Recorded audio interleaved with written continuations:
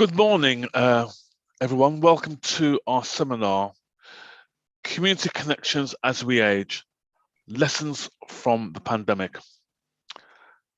I'm Patrick Vernon. If you don't know me, I'm Associate Director at the Centre for Aging Better. I'd like to welcome all of you today.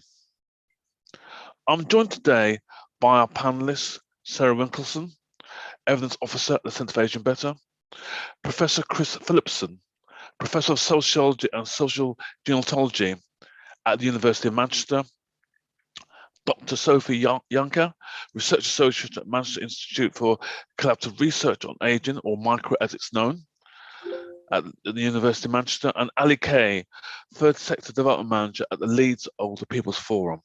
Before we start, just some standard housekeeping rules as we do for our webinars.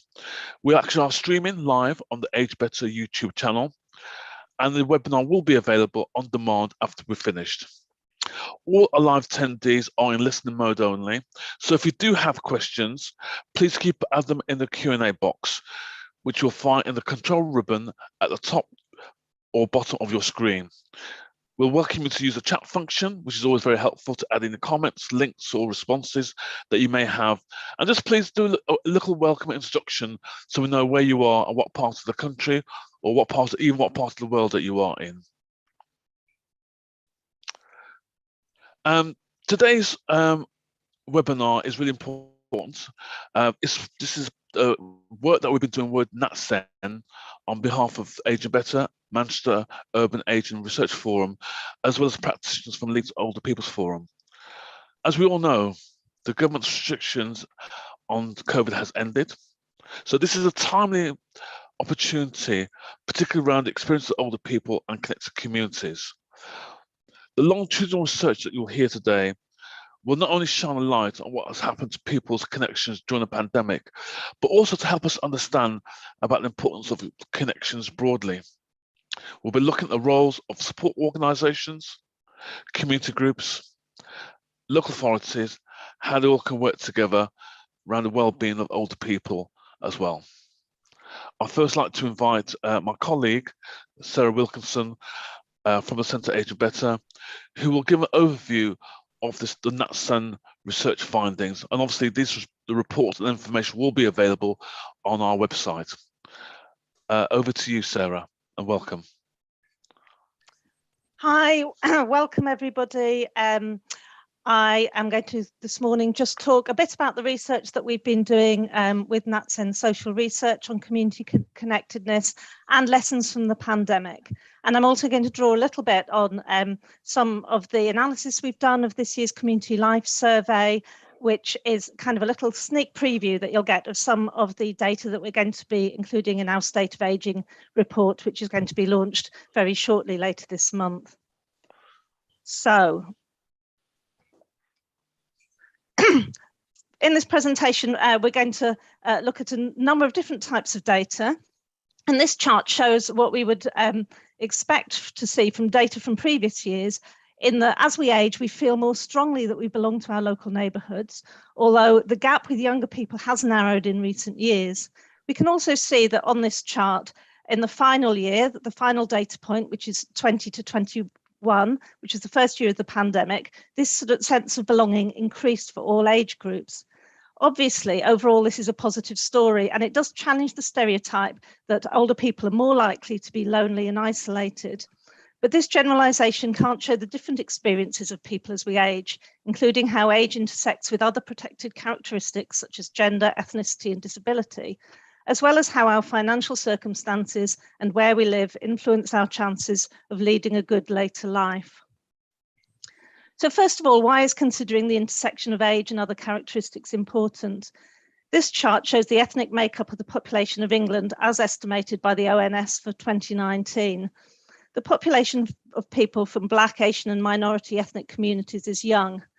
24% of the birth to 9 age group have a BAME Black background, but just 5% of people aged 70 and over. The older population will inevitably become more diverse as people in BAME communities age. And people in these communities face high levels of inequality. They're overrepresented in the poorest wealth quintile and face large health inequalities. And as they get older, inequalities become magnified. So this is one example of looking at where looking at averages hides different patterns.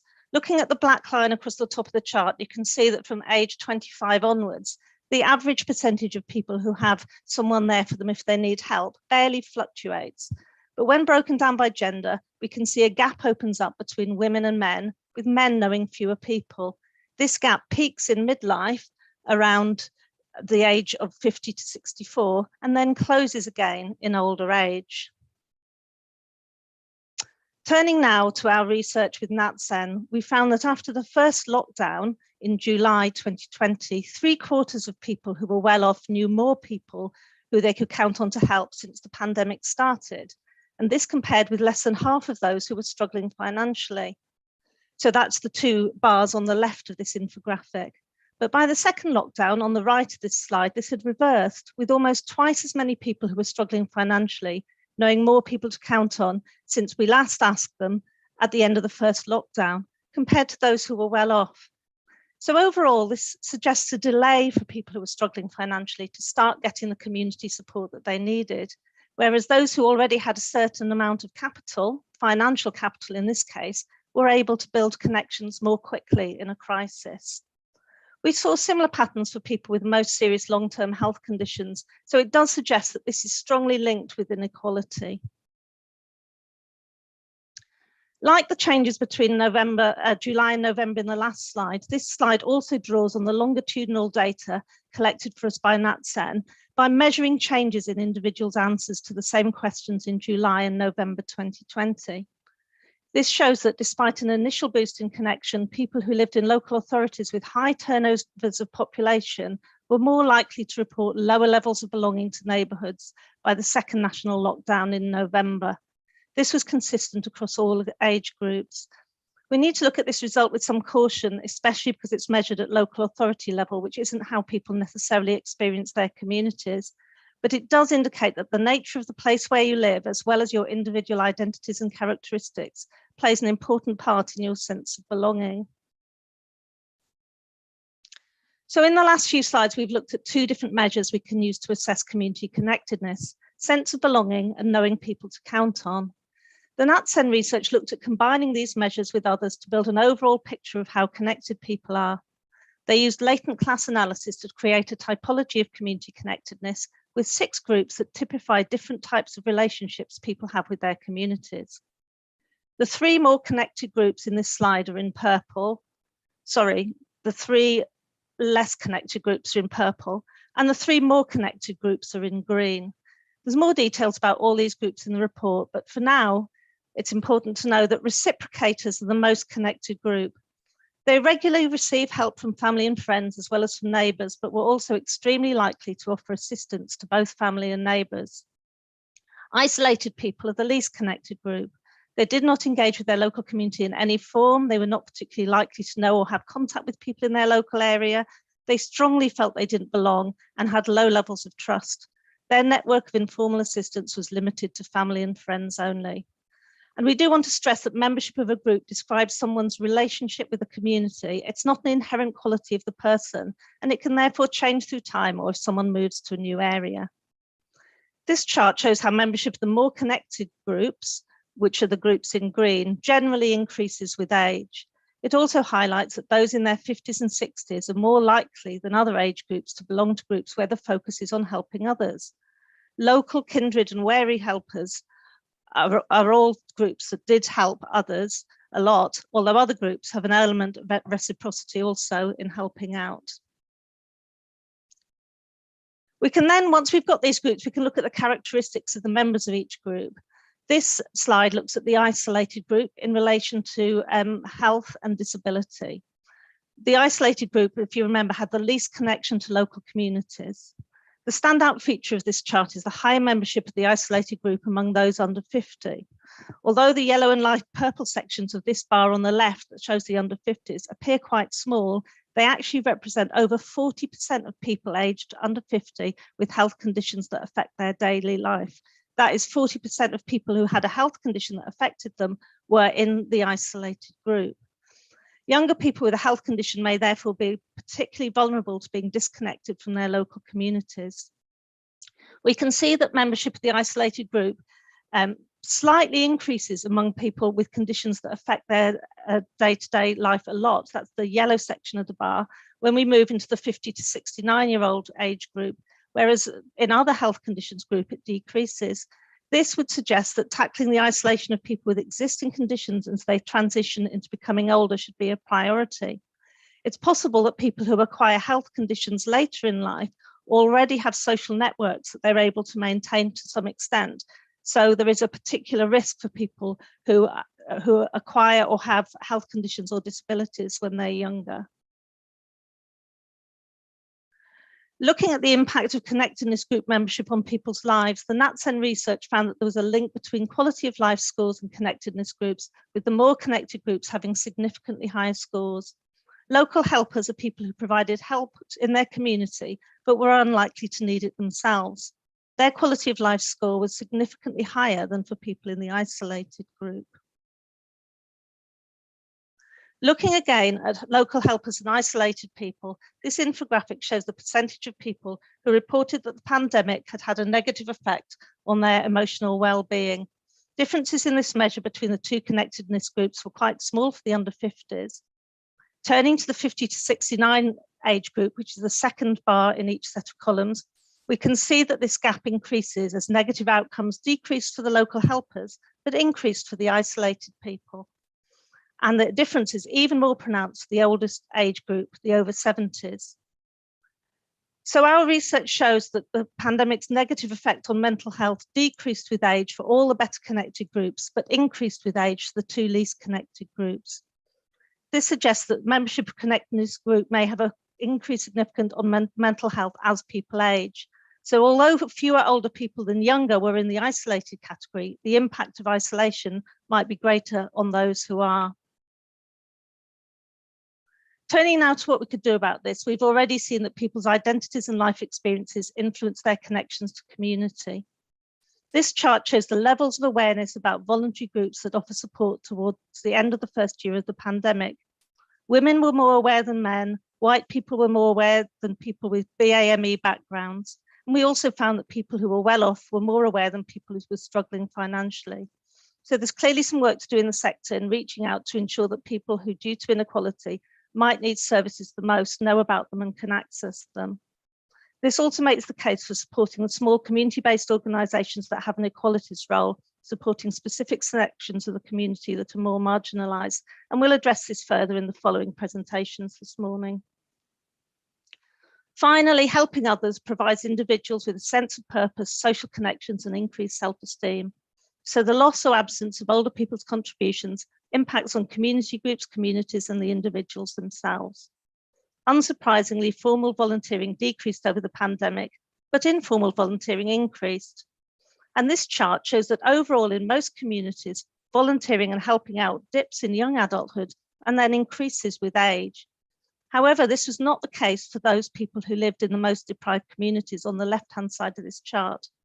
We know that disadvantage accumulates with age and it affects, for example, health and finances, and this will increase barriers to volunteering and helping out in communities.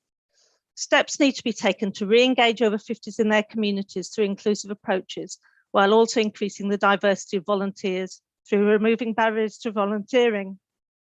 So in summary, the NatSen research showed that individual demographic characteristics and characteristics of places influence how connected older people are to their communities and their access to receiving and offering help. As communities of older people become more diverse, it is vital that we adopt inclusive community approaches to support older people in maintaining, rebuilding and growing community connections. And I'll finish there. Thanks very much for that, Sarah. A very good overview. The report is available as well. I'd like to now invite Chris Phillipson and Sophie Yarker to talk about the work they've been doing in Manchester. Thank you very much, Patrick, and thank you again for hosting the seminar and for inviting us to present our research today. We're delighted to be sharing the research. And Chris and I are presenting today on behalf of the Manchester Urban Ageing Research Group on a piece of qualitative longitudinal research that we carried out during the pandemic, looking at the experiences of older people living in Greater Manchester, but also looking at the experiences of the community and voluntary organisations that worked with or supported older people in the area as well. So today we'll kind of go through some of the aims of the research, and then we'll focus specifically on the experiences of the community and voluntary organisations in Greater Manchester who are working with or supporting older people in their communities. And at the end of the presentation, Chris will say something about the recommendations that we've built based on the research from the report. So this is very much a collaborative piece of research. We were very lucky to have support from a whole host of organisations, not least the Centre for Ageing Better. The project wouldn't have been possible without the network of organisations that Micro have connections with in Greater Manchester and beyond. So we're really grateful to have support from both Manchester City and the Greater Manchester area, from the GM Ageing Hub, as well as a whole host of kind of smaller community organisations, which were either based in local neighbourhoods and working with local neighbourhoods, or based around working with particular minority groups within those communities. So particularly groups working with minority ethnic groups within Greater Manchester, but also other minority groups of identity, such as the LGBT Foundation. So really grateful for the support of all the collaborators. As I said, the project wouldn't have been possible without having those networks and being able to reach and access older people and organisations to gather their stories across the pandemic. So the research aimed to work with community organisations to examine the responses to COVID-19 and strategies for contacting and supporting older people during this time. The organisations and the individuals involved in the research approach included a cross-section of groups across the range of neighbourhoods in Greater Manchester area. So we were particularly interested in looking at how the pandemic was affecting older people from marginalised communities, whether that was living in economically deprived neighbourhoods or belonging to a minority group of identity or experience and being marginalised or socially excluded by belonging to one of those groups. So I said we included organisations that worked in particular neighbourhoods, as well as organisations working with minority communities to support their needs. We're mainly interested in examining the impact of social distancing measures on the experience of everyday life for older people from marginalised groups. And obviously the counter side of that was looking at how those community organisations and voluntary organisations responded to those needs. And a further aim of the research was to contribute to evidence to assist local, regional and national policies directed at supporting older people and organisations working on their behalf. Just to kind of give you a background to some of the design of the research, this was a qualitative piece of research, so we're very much interested in kind of collecting and understanding the experiences and how people felt about those experiences during the pandemic over time as well. So again, there was a qualitative and a longitudinal dimension built into the project, which was really helpful in understanding how people's experiences and how they made sense of those experiences changed across the piece. So the research was done virtually, of course, and we mainly relied on telephone interviews, and we conducted telephone interviews with 21 community organisations working in Greater Manchester to support older people in one way or another. Those interviews occurred firstly in the spring of 2020, so just as the pandemic and lockdown kind of started. And we also interviewed people for a second time later on in the year, so in the winter of 2020 and going into early 2021.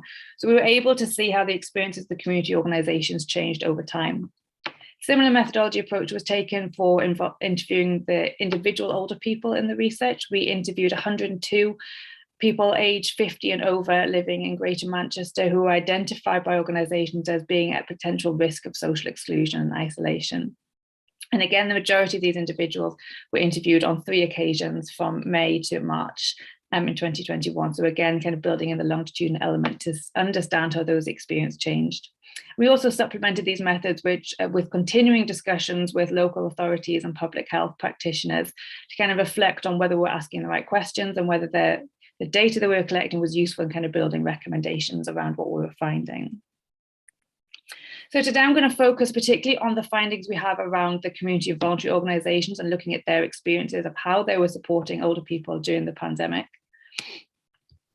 We found that community organisations were involved in a whole host of different services for older people in their communities. So organisations were providing support around welfare, so checking up on people, making sure people had access to different services, signposting, making sure people were okay, and kind of maintaining social connections. Very much involved around food distribution, as we'll see in a little bit. Organisations were also involved in providing IT assistance, telephone befriending, and then more specialist services around bereavement counselling and services to support people's mental health and well-being during the pandemic. And because we had the kind of qualitative dimension and the longitudinal dimension of the project, we were able to kind of see how these experiences changed over time. And what we identified was initially there was very much an emergency response. And then we looked at how some of the organisations were adapting their services to particular needs. So they were adapting to the context of the pandemic and different social distancing restrictions, but also adapting to the changing needs of the older people that they were supporting. We'll also reflect on this in this presentation around some of the challenges that these organisations encountered, particularly around remote delivery and particularly around reaching marginalised groups. And then towards the end of our research, we were able to speak to the organisations a little bit about their kind of future planning and how they saw their services evolving in a post-pandemic era and how they anticipate being able to support older people going forward.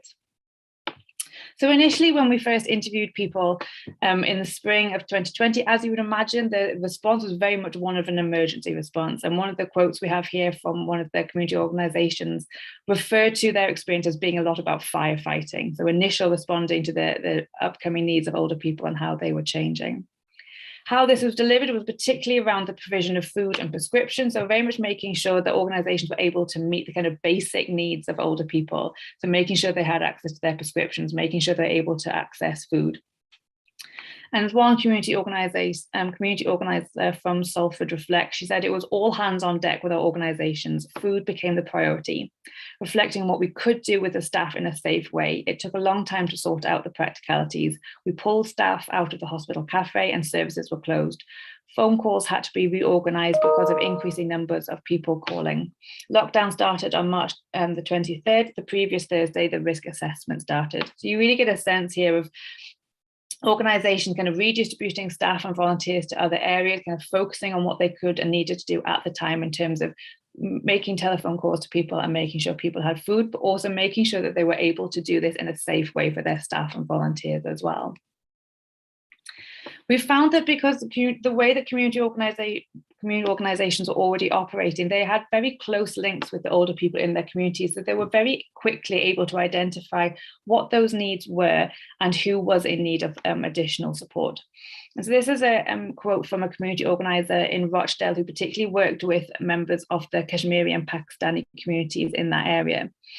And they particularly identified a gap around the food provision that was being offered in their local area. They said the local community hubs were offering emergency food parcels to older people, but they only had two options, vegetarian or non-vegetarian. So other dietary requirements were considered. Many South Asian households opted for non-vegetarian, but weren't able to eat a lot of what was sent to them because the meat was not halal. So this organisation identified that the dietary requirements of older people from some of the South Asian communities weren't being met, and they started to set up their own kind of food distribution service, collecting donations in from other people and then redistributing it to older people in the community who were in need. And this was something that they set up initially in the early days of the pandemic, but it's something that they've continued to do as time's gone on, as they recognise it's an ongoing need for this type of service, and that's maybe not being met or was not being met by statutory services at the time. As we kind of started to adjust to kind of new ways of working kind of through spring, summer of 2020 and into the rest of the year, we saw a lot of organisations really trying to adapt their services to kind of deliver them in a new way. So majority of this adapting was kind of trying to provide services through virtual means. So we saw a lot of community organisations kind of delivering their services via Zoom, for example. So a lot of exercise classes that have been taking place in person started to happen on Zoom. We saw lots of social groups kind of moving onto maybe Zoom or WhatsApp, so maintaining social connections in that way. Facebook was used in a similar fashion as well. We also saw the use of email, telephone and post. We have examples in our research of quizzes being done on Zoom, but for some people who weren't able to access Zoom, they were actually being run by the telephone or via post. So kind of posting quiz sheets out for people and asking them to return them or collecting them themselves. So a whole host of very kind of ingenious ways of ensuring some form of social contact that was maintained with the older people that these groups are already working with. So very much trying to meet both the practical and social needs of older people in their communities and adapting services in different ways, both to meet the needs of the groups and the individuals they're working with, but also to meet the kind of the needs and the capacity of the organizations themselves. As well as adapting services in terms of how they were delivered, we also saw organizations continuing to adapt to the changing needs as the pandemic went on. And as the pandemic continued, we saw the needs of older people in these communities kind of changing quite a bit. This community organizer from Salford reflects on this. They said that the needs of people have shifted, with many more needing help with basics like cleaning, shopping, and completing the census. Whereas people might have had help from their families with completing the census in the past, or they would have come to a session at the community centre, they can't do that as easily now. So they would have people calling them, asking them for help over the phone with the census, for example.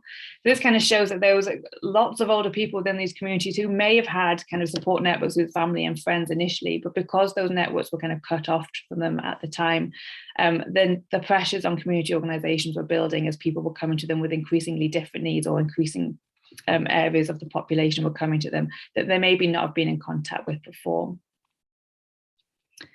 Some of the challenges around remote delivery were quite interesting. We should say that there was quite a variance in terms of older people being able to access, or willing sometimes in cases to access, remote delivery services, but also quite a kind of mixed picture in terms of organisations, how they adapted their services to remote delivery. There wasn't a clear picture across the piece. It was quite a mixed delivery service.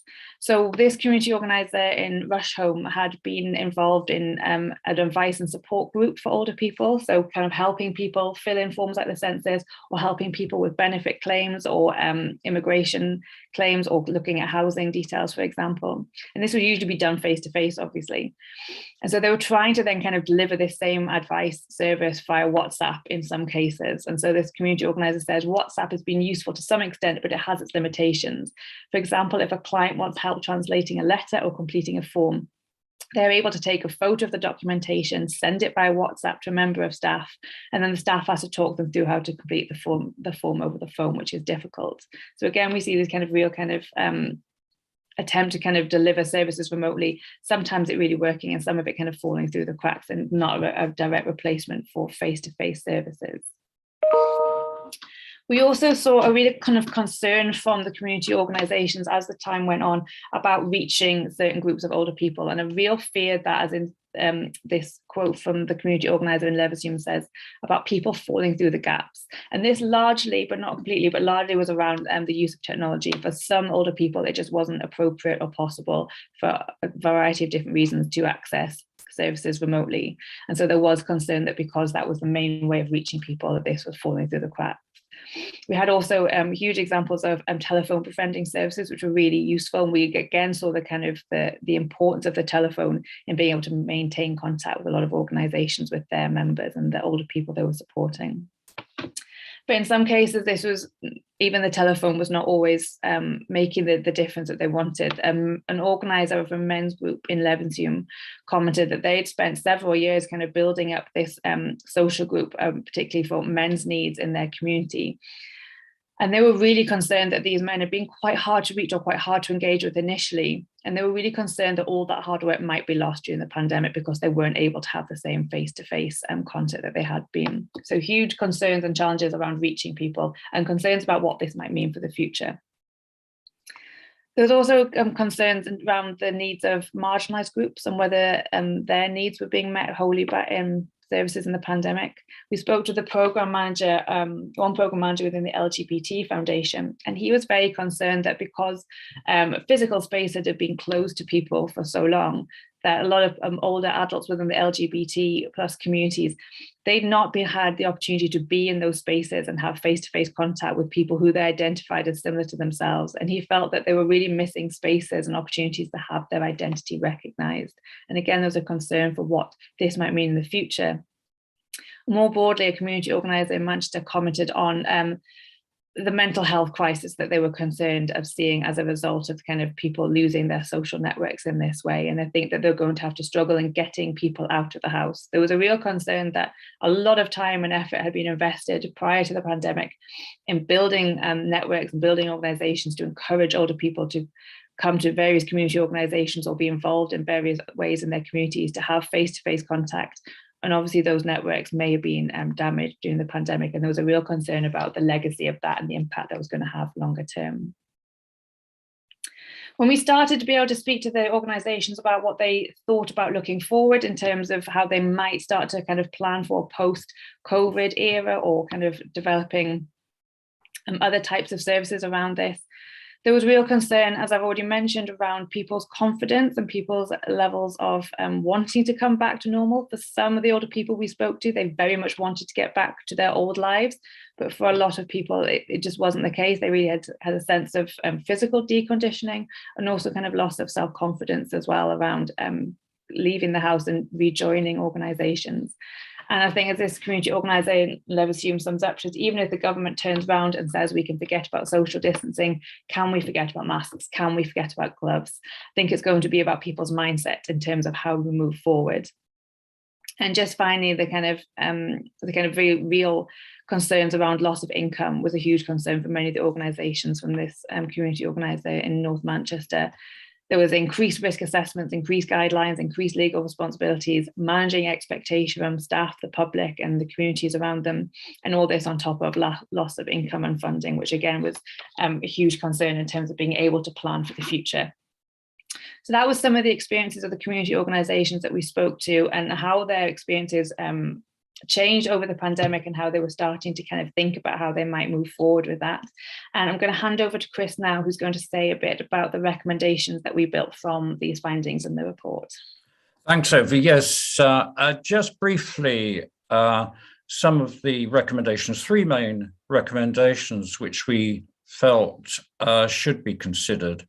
The first was that we argued that after the experiences over the course of the pandemic, there was a strong argument to look at the resources which community organisations needed to carry their work forward. There's no doubt they've done a huge job across Greater Manchester, and of course in many other areas this was the case, as I'm sure many people in this session would echo.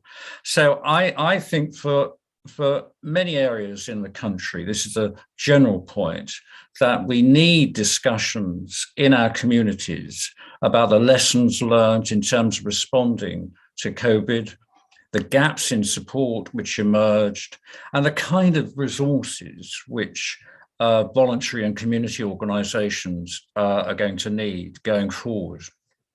Next slide, Sophie. So the second the second recommendation was a very strong argument for supporting community development. I think this, for us, is really central. Of course, COVID-19 preyed on neighbourhoods already damaged by austerity. The inequalities which emerged through COVID reflected pre-existing inequalities. And I think the strong argument here is how we develop stronger communities that can come out of the pandemic with and increase the kind of resources that those communities have. And I think key to this is clearly strengthening neighbourhood organisations of the kind that Sophie's talked about, and of course strengthening and creating new age-friendly communities, of which many of us are part of. So next slide, Sophie. And we think there are different kind of ways of doing that. Firstly, I think consolidating the mutual aid groups that emerged during the pandemic. Very interesting, actually. We had new community organisations developing, and we should support those, I think. Expanding what we call co-production, working directly with older people themselves, directing research, directing organisations. Strengthening, we have this idea of ageing in place, supporting ageing in place, but we need to strengthen that with new types of organisations. One of the things that struck us, I think, in Manchester and Greater Manchester was that there are great leaders within communities, but they need more support. They need perhaps training, they need more resources. And I think there is this network of leaders who've come through the pandemic, supporting vulnerable groups, and they need greater recognition. And finally, I think in terms of community participation, one of the issues certainly is a concern about the lack of meeting places and rebuilding those within communities. Okay, last slide. So I think to summarize the key messages from our work, community participation is vital for developing responses to the pandemic and coming out of the pandemic. Improving and strengthening community organisations, especially those led by older people, that's absolutely crucial. And in Greater Manchester, we've had a strong experience of co-production and co-research, as I'm sure many other areas have. And I think strengthening that philosophy will be really important as a long-term response to COVID-19. Back to you, Patrick. Thank you very much, Sophie and Chris, on that. I mean, we've been very supportive of this work in Manchester, and I've been very proud to be associated with that. And it's actually going to influence some of the things that we're doing as an organisation as part of our new strategy. I just want to invite now Ali Kay from Leeds to talk about the work that she's doing. So over to you, Ali. Hello, thank you, Patrick. Morning, everybody. I'm Ali from Leeds Older People's Forum, and we're a network of third sector organisations working with and for older people across the city. And we work to ensure that older people have the opportunities, choices and support they need to live the life they want. Next slide, please.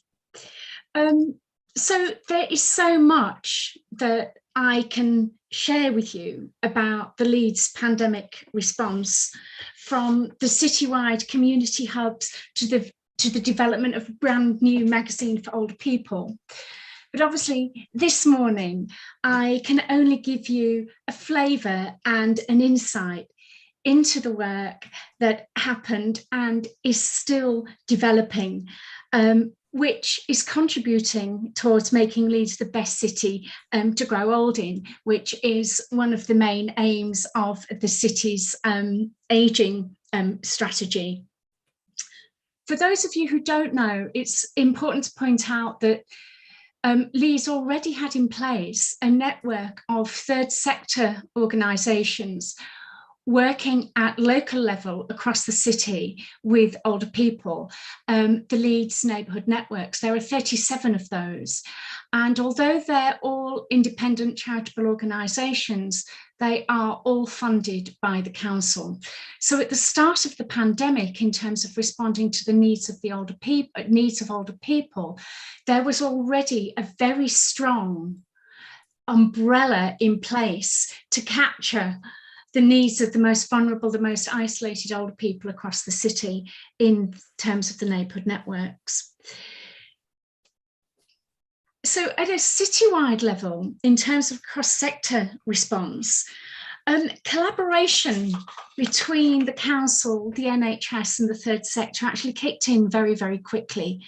And there's a whole host of things that happened. I think one of the most significant was the very, very rapid establishment of 33 community hubs across each of the wards in Leeds. And the council worked very closely with Voluntary Action Leeds and the Health and Care Partnership Forum Central. Leeds Older People's Forum, along with Volition, are the two partners in Forum Central. So we had a very strong voice there in influencing the setup and how the community ward hubs acted. And I think it's worth pointing out as well that of those 33 community ward hubs, just under 50% of them were actually neighbourhood networks, which is indicative of the strong local presence and the strong local networks that neighbourhood networks have locally with the third sector, with older people and with the health and care sector. And this has become more and more important as we've gone through the pandemic response. Other things happened. There was an establishment of an advice line, a food hub, and lots of other things as well. What did become apparent, that although the council was very quick to respond to and to fund the community ward hubs to coordinate need at a local level, as part of Forum Central, along with Volition, it became very clear to us at Leeds Older People's Forum that it seemed there was an assumption that the needs of older people were being met through the neighbourhood networks. But we knew there was actually that the needs of, not the needs of all older people were being met, and nor were the needs of people from other groups, LGBT plus groups, Black and ethnic minority, people with autism. And so we actually established what we call the Communities of Interest Network. And this became a live intelligence network comprised of third sector organisations working with diverse communities of interest across the city. And through these weekly and then fortnightly meetings, we actually fed in to the council and to the NHS the needs of diverse communities of interest across the city. And that became really, really important in placing a focus on the needs of people that actually weren't being reached through the community ward hubs, the advice line and food hub. In terms of Leeds Older People's Forum, what we did was, like lots of organisations, we very quickly moved to operating online. We established neighbourhood network skill shares and peer learning facilitation. And these regular meetings with third sector organisations, including the neighbourhood networks, became really important sharing forums for people to reshape and continue delivery. And we covered a vast range of things, from the very practical to different ways to provide emotional support, different ways to provide social support. And through these meetings, we produced a series of briefings which we sent out to all of our members. We sent out to the council, we sent out to a range of stakeholders, so that we had ongoing refreshed intelligence about different ways to meet the needs of older people, but also we were hearing directly from older people through the third sector organisations and through our own advisory boards and trustee boards about what older people were facing. So we were able to provide intelligence, and then through our peer learning to actually act on that, to continually shift and flex to meeting the changing needs of older people. One of the other things we did at Leeds Older People's Forum through our Time to Shine funding was we created a magazine specifically for older people called Shine, which was about including input from older people about the stories of older people in Leeds, health, public health and social care, as well as the third sector. We also established a digital inclusion network in collaboration with 100% Digital Leeds, which was part of the council, to support third sector organisations who were shifting to online delivery and looking at different ways to support older people to get online. Next slide, please. I'm aware of time. So where are we now? I mean, that's a really quick run through of things that we were doing.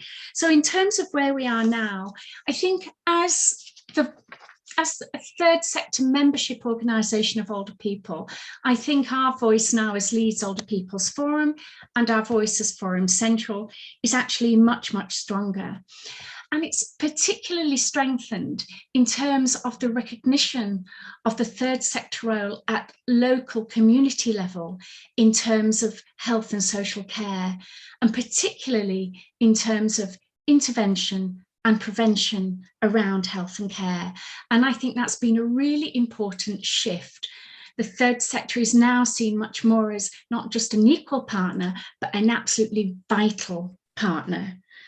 And this at a time when we are facing funding cuts, when our local council is severely impacted by its settlement from central government. And this is having a knock-on impact on what the council is able to fund.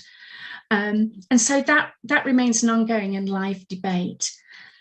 In terms of meeting the needs of older people, Forum Central now has a worker specifically focusing on the mental health needs of communities of interest groups.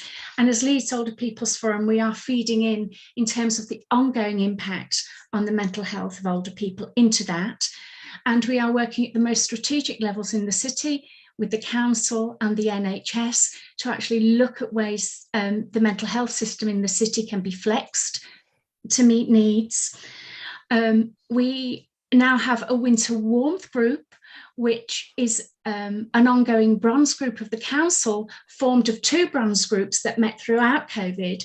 And that's focusing on the needs of clinically extremely vulnerable and the needs of older people. We're meeting fortnightly with the council and the NHS and continuing to feed in. And it's an ongoing reciprocal conversation. And that is able to redirect funds to meet the ongoing needs of third sector organisations to target what older people need in their communities. Shine magazine is ongoing. It's now its own company. We've set it up as its own company. We've just got further funding from public health within the council in recognition of the important role of Shine. At its height during the pandemic, its circulation was 5,000 and it was distributed via Leeds councils and passenger transport vans, which were otherwise disengaged. And so that magazine's been really important in reaching into right through the doors of some of the most isolated and vulnerable older people in the city. And we know that it's got quite a high circulation rate as well. And I think one of the success stories that has come out of it in terms of continuing to meet the needs of older people is a £1 million funding that Leeds Older People's Forum is receiving from Leeds Community Healthcare Trust, which I don't think would have happened pre-pandemic. And it's recognising the impact of the third sector in intervention and prevention. And that project kicks in April. And so that's a really massive shift. And I think it's the first time anything like that has happened in the sector, this collaboration between the NHS and the third sector. And as LOP, I think we now have a much stronger voice to represent and to continue our work with older people. Thank you very much. Thanks very much for that, Ali. I'd like to invite all the presenters to put the cameras on. We're going to have a panel conversation. We are limited in time, unfortunately. We've only got several minutes. So, great. So we've got Ali, Sophie, Chris, and Sarah. We have got a question. We've been given a number of questions in advance. I'll refer to 1 or 2 of those, and we've got a couple of questions in the chat. We are fortunately limited with the time that we have today because I think it's really important to have these fantastic presentations. But I've got a question for everyone. How can we ensure that older people are seen as assets in the community, taking into account the unequal impact of the pandemic? Often it's always seen as a negative or deficit, but how can we make this into assets? I'll start off first with Sarah, then Sophie, Chris, and Ali. I think we have got good evidence from our research, actually, that older people are assets, because one of the things that we found was that much more than perhaps anticipated, the help that people gave and received was very reciprocal.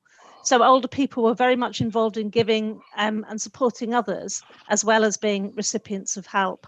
And I think as well, it's about sort of breaking down the ideas about kind of volunteering as about sort of people doing things to other people that are more vulnerable, and about seeing it as sort of movements to support people where everyone's kind of active participants in that movement. And that would break down this idea about older people being sort of passive recipients of help and support, because quite often they're the people who are most active in communities. Thanks. I should have added, by the way, that question was actually from Ian Cloak from Age UK, Rotherham. So thanks for that, Ian. Sophie? Yeah, just to echo what Sarah said based on the findings from that, then we certainly found the same in our research when we were speaking to older people themselves. They were often heavily involved in providing care and support for other people, as well as perhaps receiving it for themselves. And they were particularly involved, I think, in informal networks of care. So particularly at the start of the pandemic, when people aged over 70 were told to stay at home and to self-isolate. So people who were perhaps involved in more formal volunteering weren't able to do that. A lot of people did become involved in informal support, such as making telephone calls, for example, or checking on neighbours. And in terms of kind of, again, seeing older people as assets within the communities, I think co-production and making sure that services are co-produced with older people is an essential way of doing that. And I'm sure Chris can say a bit more about that. Chris? Yeah, I broadly agree with the previous comments. I do think that working with older people will be much more challenging in the years ahead, precisely because of the point made at the beginning of the seminar, and that is diversity. And I don't myself think we've quite got to grips in many respects with this diversity and inequality, which has increased through the pandemic.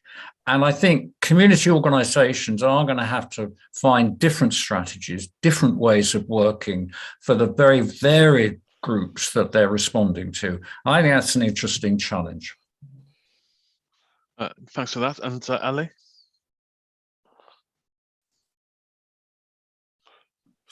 I think you're on mute.